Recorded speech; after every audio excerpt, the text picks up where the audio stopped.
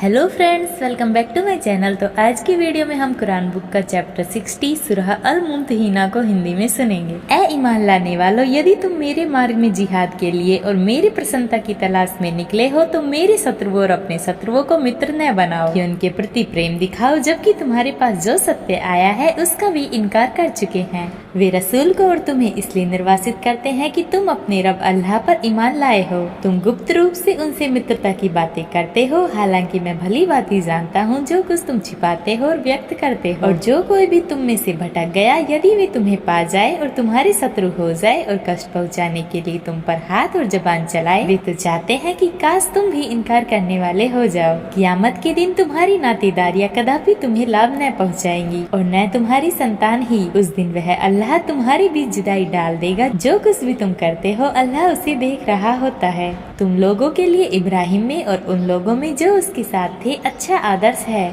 जबकि उन्होंने अपनी कौम के लोगों से कह दिया कि हम तुमसे और अल्लाह से हटकर जिन्हें तुम पूजते हो उनसे विरक्त हैं। हमने तुम्हारा इनकार किया और हमारे और तुम्हारे बीच सदैव के लिए वैर और विद्वेष प्रकट हो चुका है, जब तक अकेले अल्लाह पर तुम ईमान न लाओ। इब्राहिम का अपने बाप से यह कहना अपवाद है कि मैं आपके लिए क्षमा की प्रार्थना अवश्य करूँगा, यद्यपि अल्लाह के मुकाबले में आपके लिए मैं किसी चीज पर अधिकार नहीं रखता। ऐ हमारे रब, हमने तुझी पर भरोसा किया है और तेरी ही ओर रजू हुए और तेरी ही ओर अंत में लौटना है। ऐ हमारे रब, हमें इनकार करने वालों के लिए फितना न बना और ऐ हमारे रब, हमें क्षमा कर दे। निश्चय ही तू प्रभुत्वशाली तत्वदर्शी है। निश्चय ही तुम्हारे लिए उनमें अच्छा आदर्श है और हर उस व्यक्ति के लिए जो अल्लाह और अंतिम दिन की आशा रखता हो। और जो कोई मुँह फेरे तो अल्लाह तो निष्प्रह है, अपने आप में स्वयं प्रशंसित है। आशा है कि अल्लाह तुम्हारे और उनके बीच जिनसे तुमने शत्रुता मोल ली है प्रेम भाव उत्पन्न कर दे। अल्लाह बड़ी सामर्थ्य रखता है और अल्लाह बहुत क्षमाशील अत्यंत दयावान है। अल्लाह तुम्हें इससे नहीं रोकता कि तुम उन लोगों के साथ अच्छा व्यवहार करो और उनके साथ न्याय करो जिन्होंने तुमसे धर्म के मामले में युद्ध नहीं किया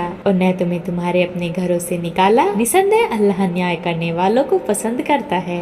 अल्लाह तो तुम्हें केवल उन लोगों से मित्रता करने से रोकता है जिन्होंने धर्म के मामले में तुमसे युद्ध किया और तुम्हें तुम्हारे अपने घरों से निकाला और तुम्हारे निकाले जाने के संबंध में सहायता की। जो लोग उनसे मित्रता करे वही जालिम है।